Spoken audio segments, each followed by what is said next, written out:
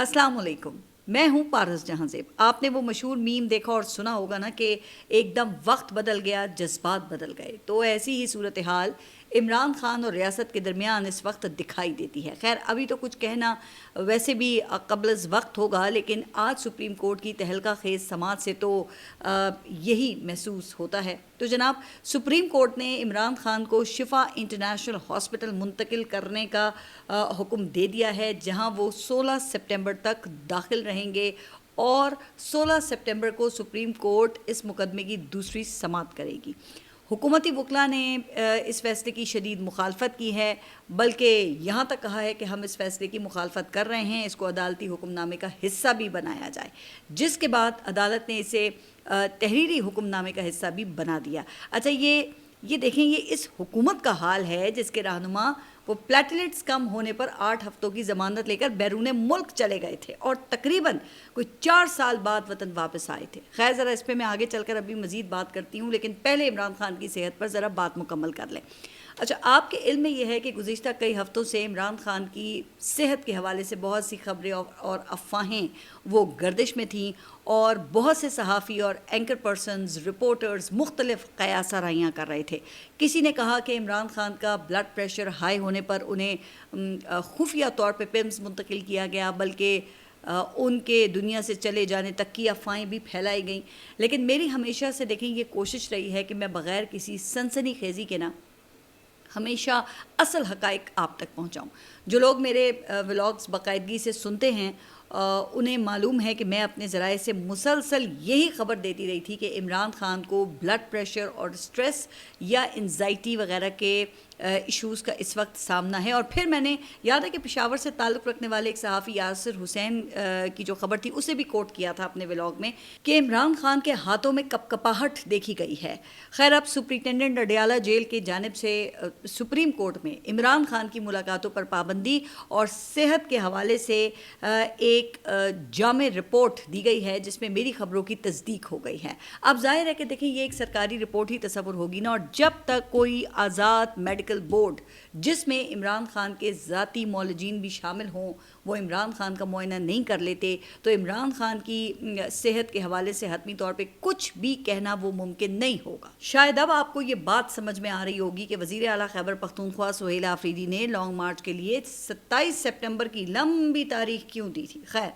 अब ज़रा superintendent Adiala jail की जानिब से सुप्रीम कोर्ट में जो रिपोर्ट जमा कराई गई है ना, ज़रा उसका जायज़ा लेते हैं। अच्छा, इस रिपोर्ट के मुताबिक पिम्स हॉस्पिटल के consultant cardiologist professor doctor Akhtar Ali Bandesha की सरबराही में मेडिकल बोर्ड ने 1 अगस्त 2026 को इमरान खान का मुआयना किया था। अच्छा, अब इस रिपोर्ट में ये मेंशन नहीं है कि ये मुआयना ये पिम्स हॉस्पिटल में हुआ था या फिर अडयाला जेल में हुआ था, लेकिन बहरहाल रिपोर्ट के मुताबिक अडयाला जेल की इंतज़ामिया की जानिब से इमरान खान को ब्लड प्रेशर, दिल की धड़कन में बेकायदगी,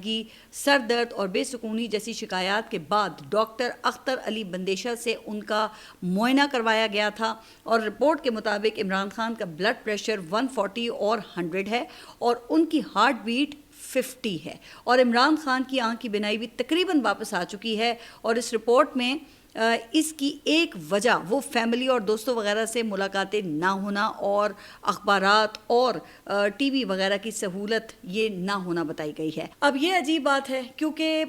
हुकूमत की जानिब से तो देखें मुसलसल हमें यही बताया जाता रहा है ना कि इमरान खान को जेल में अखबारात और टीवी की सहूलत वो हासिल है, लेकिन इस रिपोर्ट में इसके बिल्कुल मुतज़ाद बात है। बल्कि डॉक्टर्स वो ख़ुद ये तजवीज़ कर रहे हैं कि इमरान खान को ये सहूलियात ये दी जानी चाहिए और उनकी फ़ैमिली से बाकायदा मुलाकातें वो भी करवाई जाएं। और एक तो वैसे ही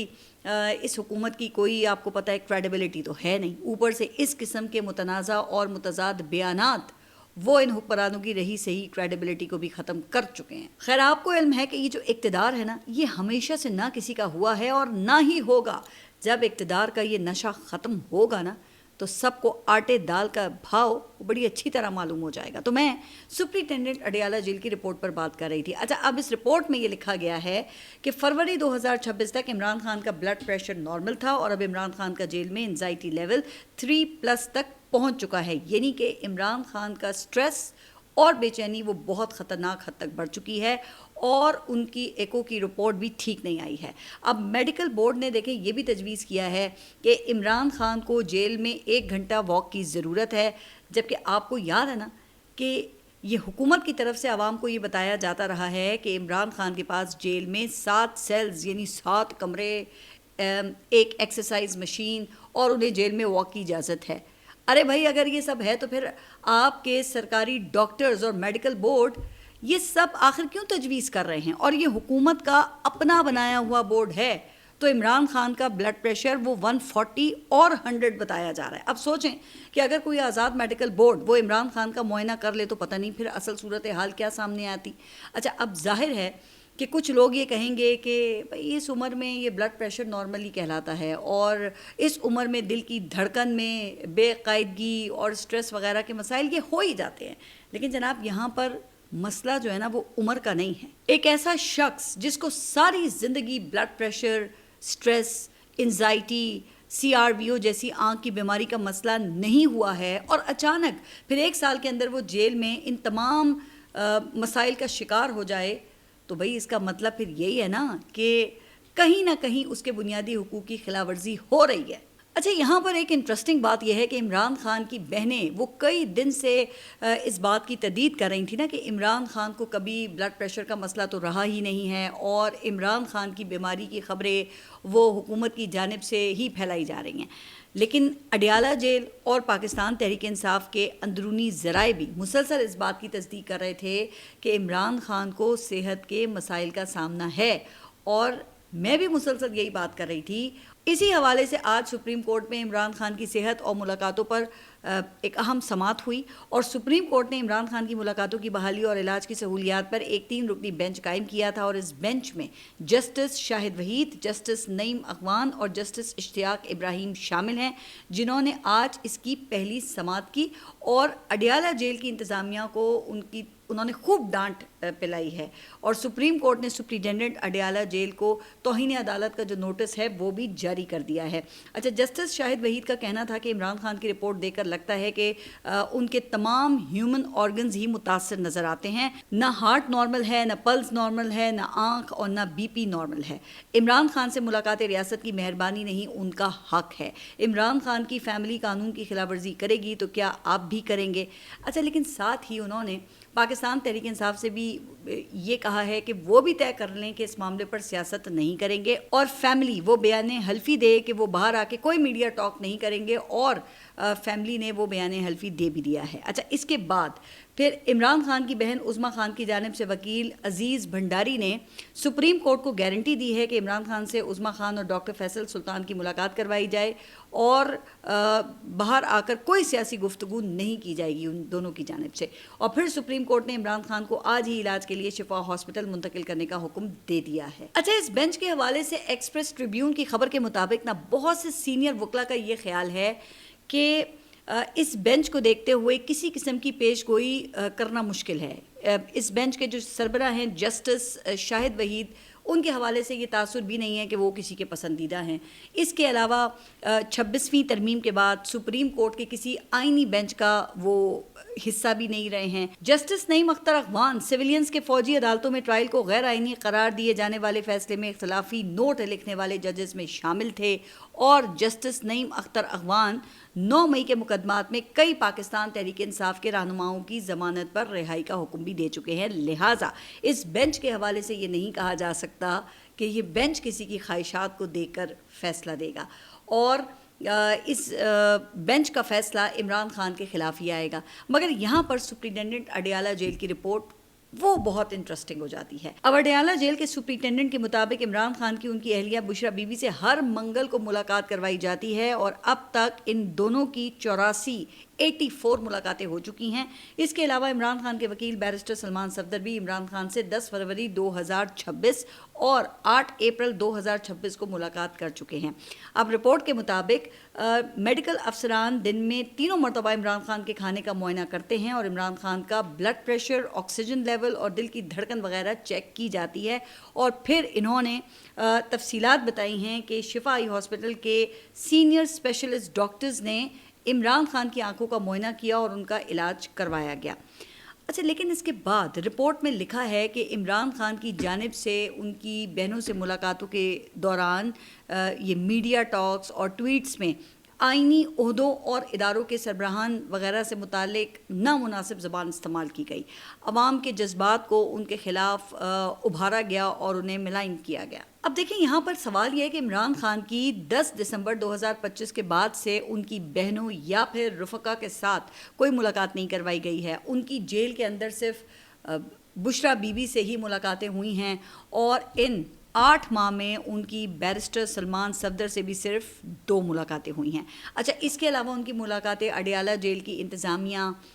عملے یا پھر ڈاکٹرز کے ساتھ تو ہوتی رہی ہیں، جو کہ ظاہر ہے کہ ملاقاتوں کے زمرے میں تو نہیں آتی ہے نا، مگر سپرنٹینڈنٹ اڈیالہ جیل نے رپورٹ میں یہ نہیں بتایا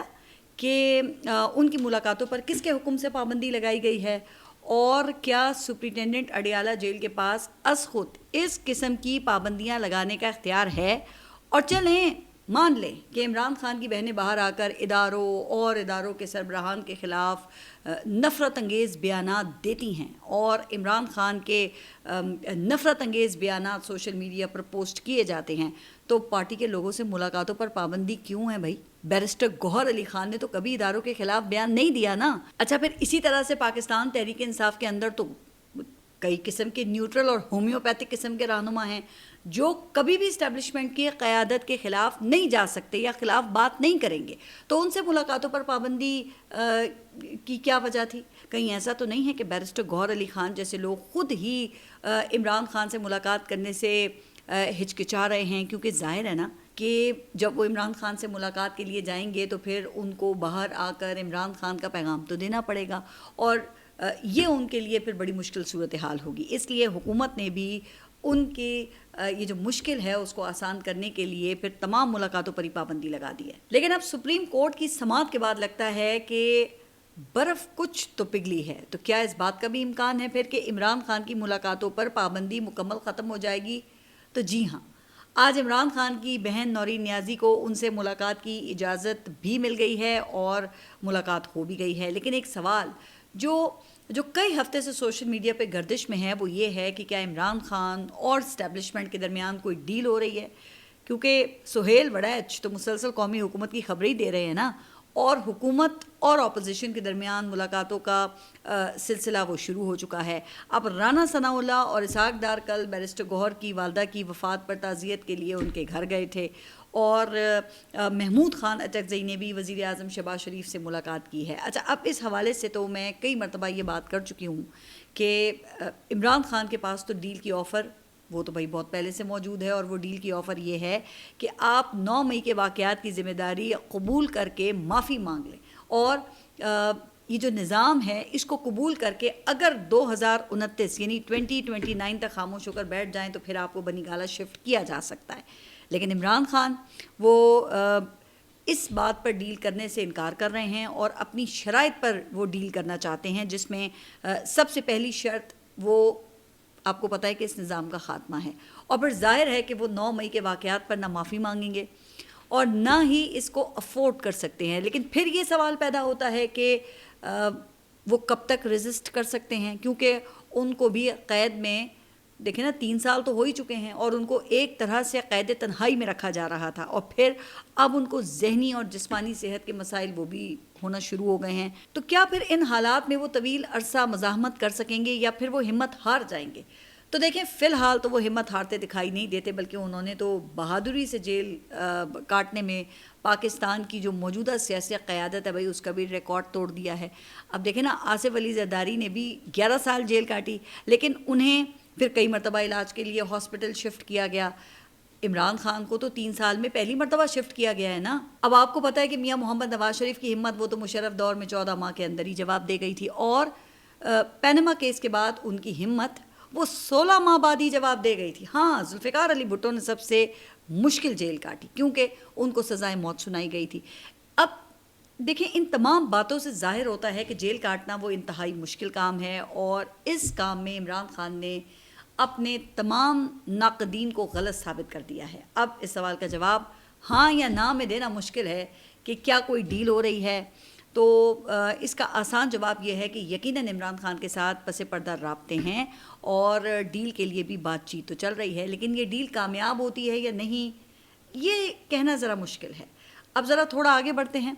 اچھا، آپ کو پتہ ہے نا کہ پاکستان میں ہمیشہ سے اہم ایشوز پر سے توجہ ہٹانے کے لیے یہاں شوشے چھوڑے جاتے ہیں، اور ایسا ہی ایک شوشہ وہ یہ نئے صوبوں کا چھوڑا گیا ہے۔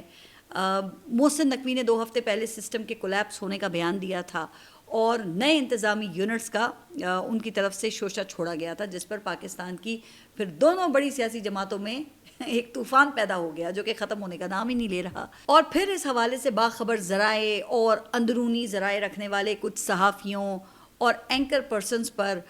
امنڈ کر اندرونی خبریں جو ہیں نا وہ نازل ہو رہی ہیں کہ فلاں ادارہ کیا سوچ رہا ہے اور فلاں سیاسی جماعت کیا سوچ رہی ہے۔ اچھا، اس پر مجھے ایک لطیفہ یاد آیا۔ کہتے ہیں کہ بر صغیر کے مشہور شاعر اکبر الہ آبادی، جن کو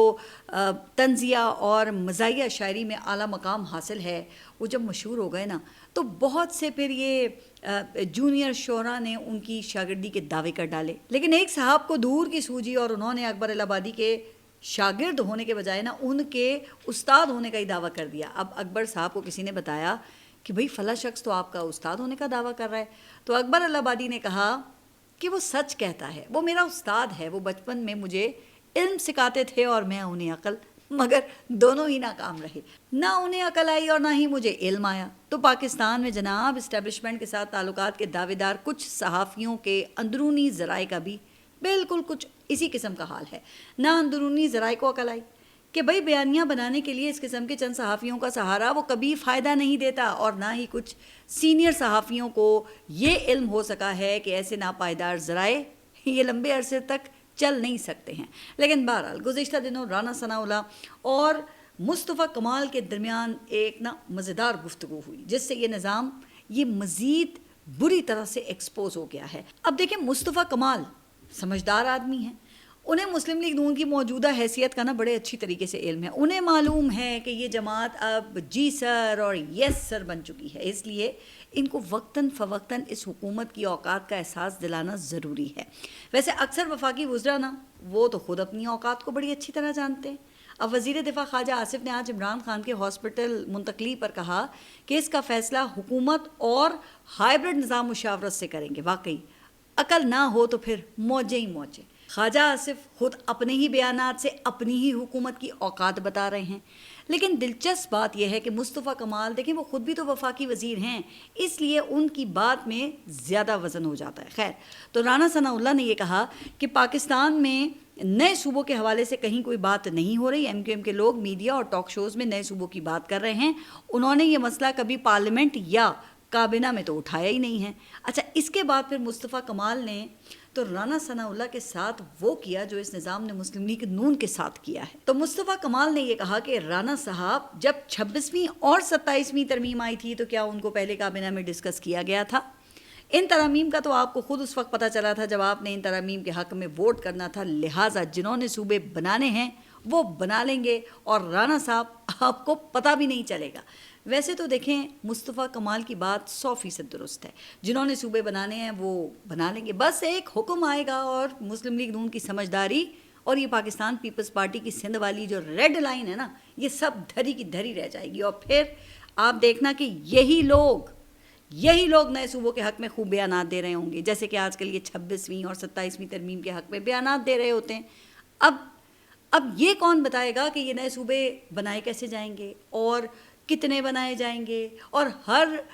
نئے صوبے کا الگ وزیر اعلیٰ، پھر الگ اسمبلی، الگ ہائی کورٹ، الگ کابینہ اور الگ سیکریٹریٹ وغیرہ ہوگا، تو اس سے پھر اخراجات وہ کیسے کم ہوں گے، اور پھر 18ویں ترمیم اور صوبائی خود مختاری اس کا کیا ہوگا؟ اب ظاہر ہے نا کہ جنہوں نے نئے صوبے بنانے ہیں وہ ان تمام سوالات کا جواب وہ ہمیں کیوں دیں گے، وہ تو بس نئے صوبے بنوا لیں گے، پھر شاید پاکستان وہ خوب ترقی کرے گا۔ ویسے ابھی بھی تو پاکستان خوب ترقی ہی کر رہا ہے، خاص طور پہ پنجاب کو تو پاکستان کا یورپ بنا دیا گیا ہے، لیکن اب محسن نقوی کے چینل کے مطابق پنجاب میں صحت کے حوالے سے ایک انقلابی قدم اٹھایا گیا ہے۔ خبر یہ ہے کہ پنجاب میں ایڈز، ہیپاٹائٹس اور ٹی بی کنٹرول پروگرامز ختم کر دیے گئے ہیں، اور